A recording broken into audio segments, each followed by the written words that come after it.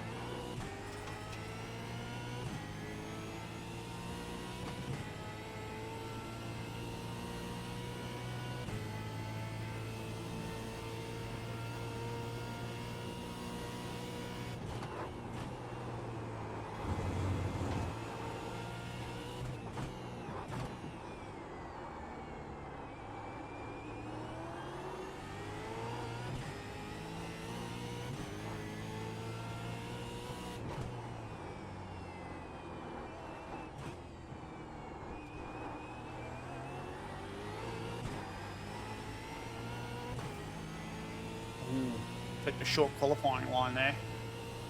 All right, so that's a 108.04. A pretty good bloody lap. Happy with that. Managed to do a 108.10 as well to kind of back it up. So yeah, setup feels good on the dry. A little bit pushy through the turn, whatever it is, the fast sweeper at the end of the straight. What's that, turn 6? It's a little bit pushy there, hence fourth gear. I prefer to use fifth personally, but yeah. Anyway, so let's play the game. How do we go back? Pretty sure it's straightforward. All right, so look, similar concept. I'm not going to bang on too much here, but similar concept into turn 1 as the wet lap. Okay, but you can see. So we're carrying 10 k's an hour more from memory. I think it was about 250 in the wet, 260 in the dry, and we're braking a lot later. So I think in the wet we're braking around, I think it was around here-ish. And yeah, in the dry, obviously 260 k's an hour, and on the brake down the end here. Pretty solid brake application, obviously, very solid. You want to stop the car, bleed the car across, kind of use the grass line as a bit of a line there. And you just want to trail the car in quite nicely towards the end of the stop. I probably came out of the brake a little bit too quickly there, but I sort of scrubbed a little bit too much speed off. So, but yeah, you want to get the car in and nice onto the curb and pick up the throttle quite early. So you're really driving it, go-karting again. But picking up the throttle early over the curb helps it, as I continue to talk about. A nice consistent throttle all the way through. Get the car out to the ripple strip and hard on the throttle off the back of it. Get the car back over the left as soon as you can. And you want to get the car out to the yellow line. You certainly don't want to get into the dirty stuff, okay? So out to the yellow line. And maintaining third gear here. Pitching the car in quite early. So you want to attack that first white piece of ripple strip here. It's really smooth over that. The old Gen 2 car was a nightmare through here, but this thing just rides the curves quite well. So if you can get it over there nicely, you can see just a little bit of throttle again over the bump, but you're kind of maximizing that whole thing. And then that means when you come down, you kind of flick the car back again and you can attack it a fair bit. So you don't want to get both onto it because it does unsettle the car a little bit, but yeah, not end of world. But yeah, definitely not something you want to muck around with. So as we come off the back of the curb, nice, consistent and gentle throttle here. You don't want to be too aggressive. And it's kind of about letting the car land where it needs to. You don't want to fight or argue it. You don't want to force it out to the curb. You don't want to try and keep it inside the curb. You just want to let the car relax, I guess, as best you can is probably the best way to put it. Obviously, here you can get up on the curb in the dry. There's no issues with using any curb at this racetrack in the dry. And you can see I third to second here before I even braked. So again, it's just about keeping the car settled. I don't want to brake the car while I'm still trying to position it because it's going to just make it a bit awkward, yeah? So down to second, off the back of the curb, pitch the car in. You want to get onto the curb. You can use a bit here. This car sucks you into wanting to use a fair bit. There is an off-track and a slowdown in here somewhere. So you've got to be a little bit careful. But yeah, definitely use a bit of curb. But again, picking up that throttle before you get there, yeah? This modulation comes back to a little bit of what we're talking about in the wet. So you can see on the brake, and as it comes off the back of the curb here, is this where I come off the pedal a little bit, just so I don't risk any locking as the weight comes off the nose. And then as it lands on the front again, I'll just grab a little bit more pedal. Okay, and then pick up that throttle nice and early. Now you can see I just grabbed a little bit more brake. I should have just had a bit more of a trail there. I was probably a little bit too quick to come off, but the car still rotated pretty well. And picked up the throttle before the curb just to let it drive over it. You gotta be careful. The car's a little loose in the rear here. I am on throttle map 8 for giggles, just to see what it's like. 6, 7, and 8 don't feel too different. Just on the throttle map stuff, for me, what I find, I tend to run 6, FYI, pretty much all of the time. But at Oran Park, I played around with 7 and 8. Reason being that sometimes, I guess, if you come out of a corner like this, and you look at that throttle progression on a 6, okay, so the 6 kind of is, 6 is linear, yeah, so it's just a straight up and down, diagonal, 45 degrees from 0 to 100%, call it that. 7 puts a bit of an arc, so it ramps a little bit more throttle a little bit earlier. 8, again, is a bit more of an arc. So what that can help you do is pick up more percentage, but more calm throttle. It's a bit of a weird one, but you can kind of, if it's on a 7 or an 8, for example, you might pick up 25% on your throttle input, but that's more like 40% translation to the car. What that can help with is that 6 can be a bit of a ramp, I find. So you're sort of wanting to get more throttle. And as you're wanting more throttle, that's when it bursts into wheel spin. Whereas 7 and 8, you can kind of glide the car out of the corner a little bit more. And then when you go to full throttle, it's already ramped. So you kind of get used to it. Obviously, tyre life probably isn't as good, but that's just something I've found. Whether that's, what other people find, I don't know. But yeah, those lower percentages, for me, I find you get the wheel spin later in the exit because you're trying to ramp the throttle in a lot towards the back end of it. But anyway, back to point at hand. So just be very cautious on the throttle here. Like I said, when it comes off that curb, it doesn't particularly react real well in the rear. So just be a little bit patient with the throttle. But, as soon as you can, give it a mash. Here, obviously, a little bit different to the wet, where you're really trying to radius and arc this. You don't need to run out wider here. Obviously, you can just drive the thing out the corner. But again, less steering input, the better.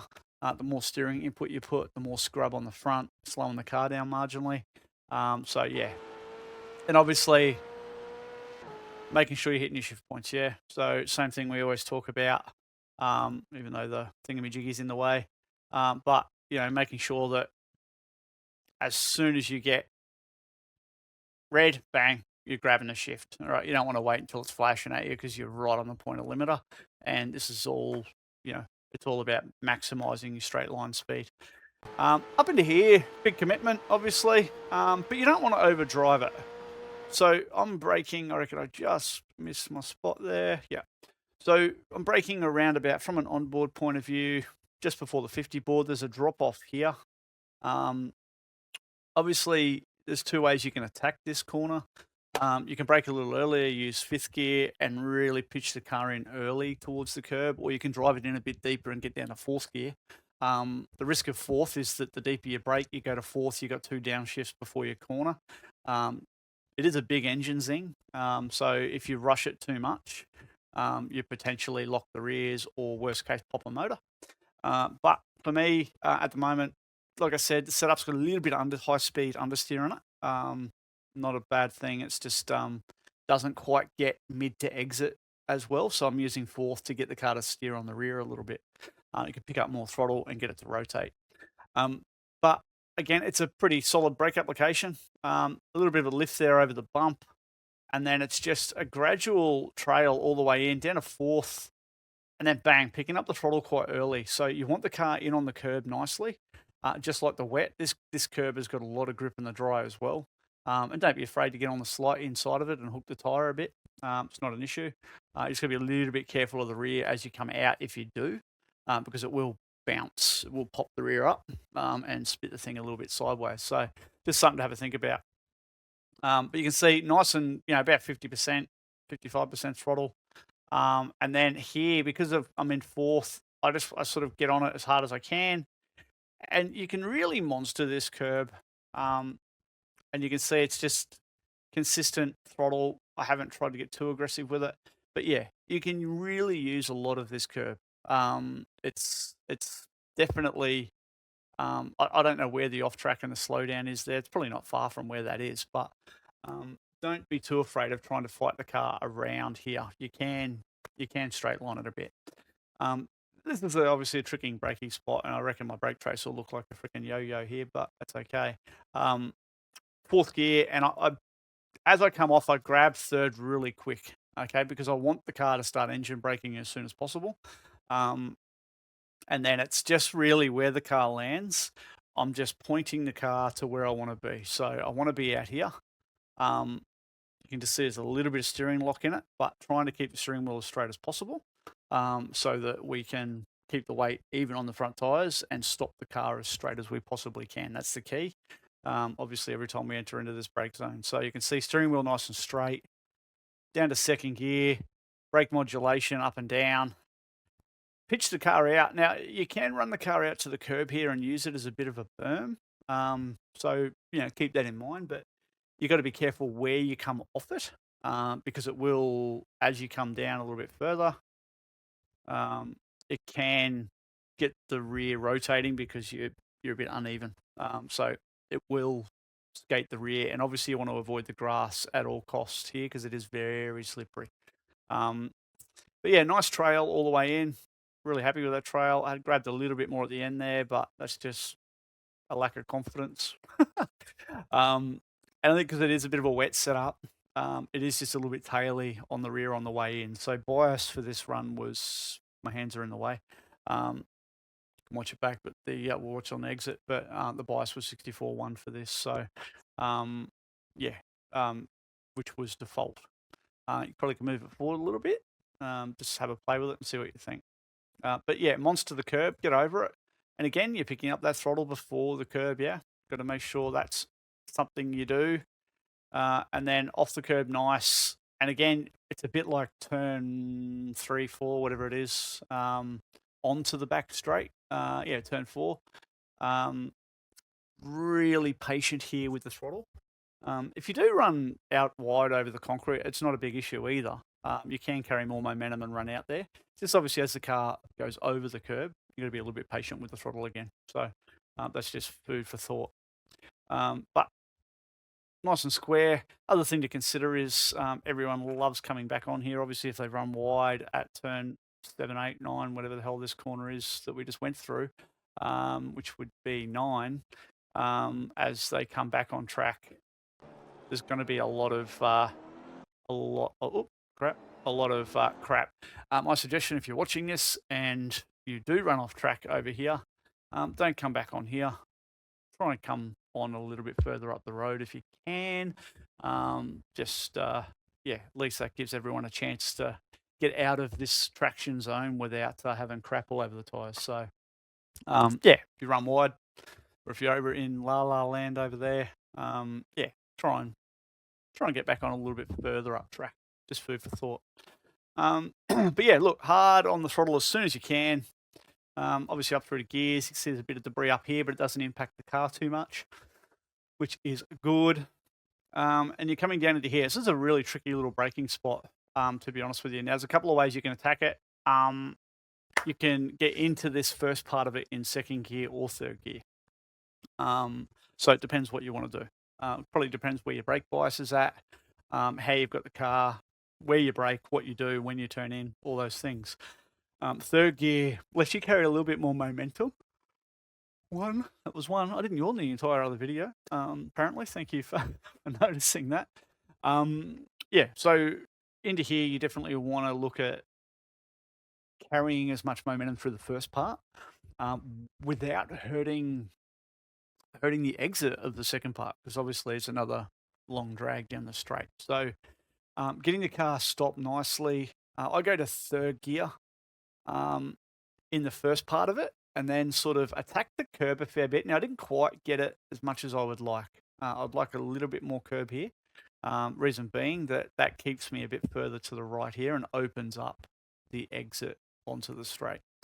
So third gear, once the car's settled, bang into second, and then rotate the car back, get the car up over the curb, and really start to feed the throttle as nicely and as consistently as you can. I went narrow here. I don't think it didn't show any time gain, but in qualifying you can run narrow so that you're not using all of this. You're kind of straightening it up and running a bit narrower, so technically you can get to the line a bit quicker. I didn't see a delta gain or loss in that section compared to the 108.10. It was delta neutral all the way out. The 10 I ran racing line. The 04 I ran narrow here, and I literally had the exact same lap delta split from the exit through to the finish line. So anyway, yeah. So that's kind of what I do for a dry lap. And yeah, that's a bit of fun. Certainly, second lap is quick at Sandown.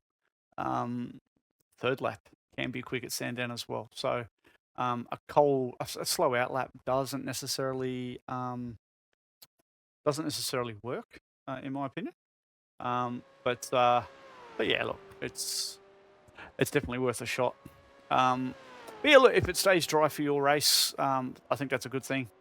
I'd prefer to see a dry race, but we'll just wait and see what the iRacing weather gods do. I think by now in this server it would almost be raining.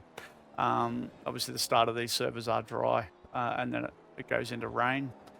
But yeah, anyway, that's Sandown in a nutshell. Dry, wet. It's an absolutely awesome freaking track. Yeah, I enjoy it. It is a rhythm track, so the more laps you do, the better you feel at Sandown.